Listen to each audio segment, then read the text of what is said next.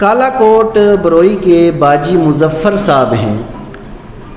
وہ کچھ عرصہ بعد یعنی 1 سال گزر جائے، 6 مہینہ گزر جائیں، 2 سال گزر جائیں، کچھ نہ کچھ اس طرح کے فرمان جاری کر دیتے ہیں جو قرآن کے خلاف ہوتے ہیں، حضور کی حدیث کے خلاف ہوتے ہیں. باجی مظفر صاحب کالا کوٹ والے وہ اس طرح کا فرمان کو جاری کر دیتے ہیں جو حضور کی حدیث کے خلاف ہوتا ہے یا رب کے قرآن کے خلاف ہوتا ہے. ابھی پچھلی مرتبہ انہوں نے کہا کہ دیکھو جی مسجد بنانے کی ضرورت نہیں، نہ مسجد میں جانے کی ضرورت. پھر پوری دنیا سے ایک اچھا خاصا ایک وویلا اٹھا. پھر اس کے بعد انہوں نے توبہ بھی کی، انہوں نے کلمہ بھی پڑھا، ساری چیزیں ہماری آنکھوں کے سامنے ہوئیں. ابھی میرے موبائل کے اندر موجود ہے، اس کے اندر ابھی انہوں کا فرمان ایک مزید آ گیا، اور ان کا فرمان یہ ہے کہ سب سے زیادہ انہوں نے خوشی کا اظہار یہ کیا کہ جو اذان کے اوپر پابندی لگی ہے یہ بڑا اچھا کام ہوا ہے، یہ اس کے اندر موجود ہے. اور پھر اس کے بعد انہوں نے یہ بھی فرمایا ہے کہ دیکھو جی مولویوں کی اب تقریریں بند ہو گئی، اب اگر مولوی تقریر کریں گے تو جیل میں چلے جائیں گے.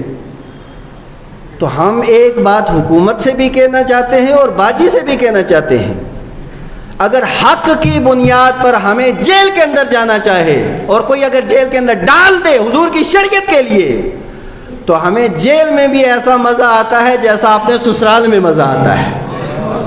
اس وجہ سے ہمارے لیے جیل اور سسرال دونوں برابر ہیں، کوئی بات نہیں.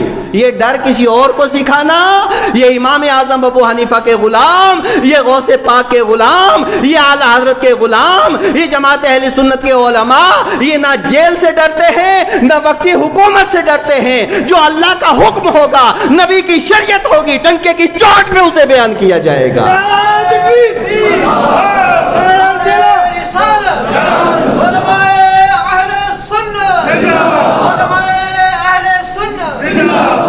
اور دوسری بات، انہوں نے منہ بھر کر کے گالیاں دیں علماء کو.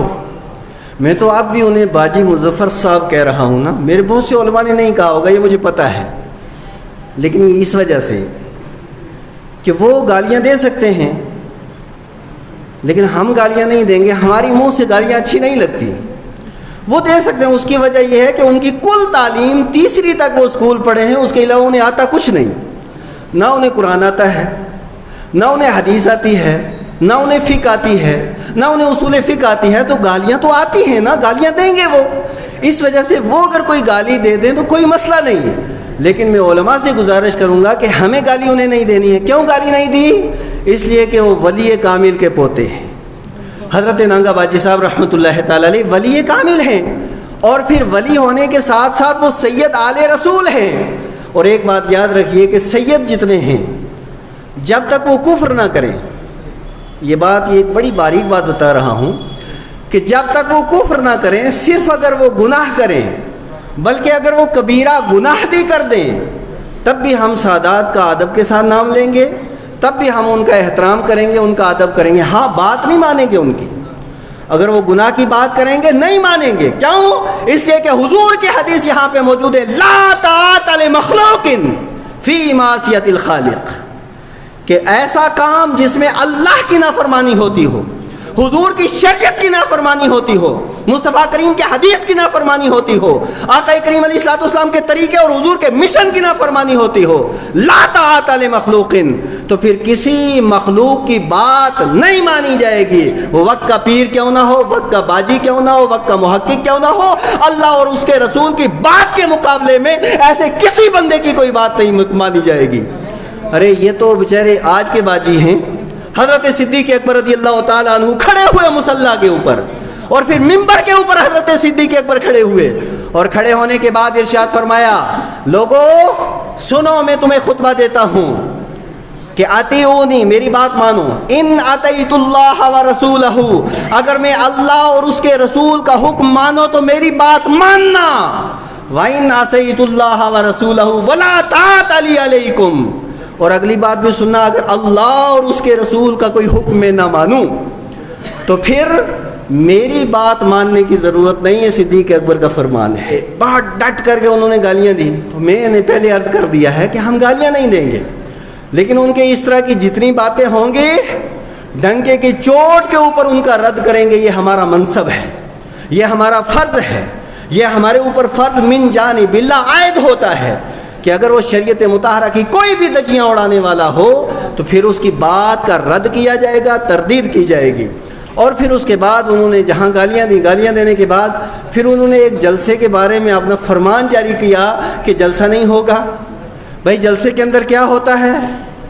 جناب والا، جلسے کے اندر قرآن حکیم کی تلاوت ہوتی ہے تو قرآن کی تلاوت سے روکنے والے کا کیا حکم ہے؟ جلسے کے اندر حضور کی نعت ہوتی ہے تو نعت سے روکنے والے کا کیا حکم ہے؟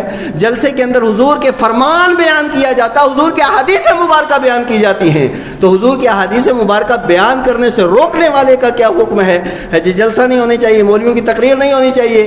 میں کہہ رہا ہوں باجی صاحب، آپ کا یہ قیامت تک یہ خواب شرمندہ تعبیر نہیں ہوگا۔ الحمدللہ علماء کل بھی بولتے تھے، علماء آج بھی بولتے، اور صبح قیامت تک یہ زبانیں انشاءاللہ تعالی جاری و ساری رہیں گی۔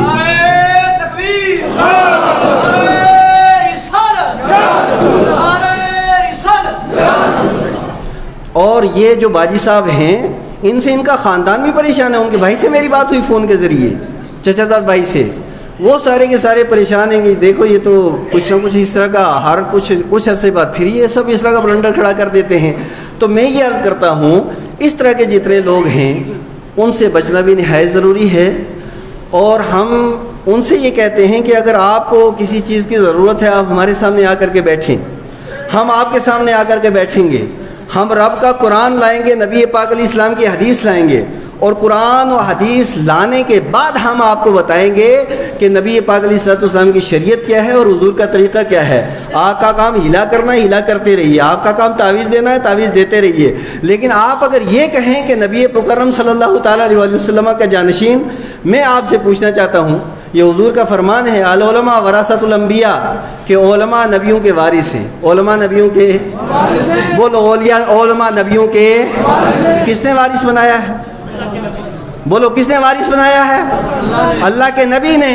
تو جب اللہ کے نبی نے وارث بنایا ہے تو آپ کیوں چڑھتے ہو؟ تو میرے پیارے اسلامی بھائیوں، میں آپ سے یہ بھی عرض کروں گا کہ باقی اس کے علاوہ انہوں نے کہا جی ڈھول بالکل جائز ہے، مولوی کون ہوتے ہیں منع کرنے والے؟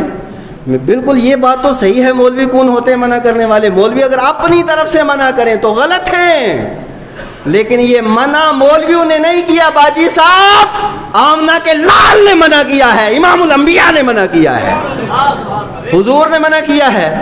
حدیث میں نے سنا دی ہے، اور دوسری بھی حدیث سنیے، حضرت عبداللہ ابن عمر رضی اللہ تعالیٰ عنہ حدیث کے راوی ہیں، یہ بیان کرتے ہیں نہا نبی صلی اللہ تعالیٰ علیہ وسلم عن الخمر والمیسر والکوبا او کما قال علیہ الصلوۃ والسلام۔ آقا ارشاد فرماتے ہیں، حضرت عبداللہ ابن عمر فرماتے ہیں مصطفیٰ کریم نے منع فرمایا ہے، شراب پینے سے منع کیا ہے، جوا کھیلنے سے منع کیا ہے، اور ڈھول بجانے سے منع کیا ہے۔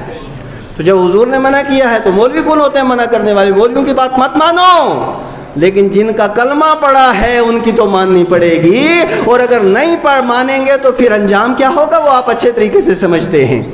تو میرے پیارے اسلامی بھائیوں، میں آپ سے گزارش کروں گا، اللہ کا واسطہ دین کو عام کرو، علم کو عام کرو، اور سب سے زیادہ یہ جو اس طرح کے لوگ ہیں وہ علماء سے چڑھتے اس وجہ سے ہیں، ان کو اچھے طریقے سے پتہ ہے جب قوم کے سینوں کے اندر حضور نبی مکرم صلی اللہ علیہ وسلم کا علم آ جائے گا، جب قوم کو نبی پاک کی حدیث مبارکہ کا پتہ چلے گا، دین کا پتہ چلے گا، دینداری کا پتہ چلے گا، تو بہت اچھا ہوگا، پھر یہ لوگ ہمارے چنگل سے نکل جائیں گے، اور اس کے لیے سب سے بڑی رکاوٹ یہ علماء کرام کو سمجھتے ہیں۔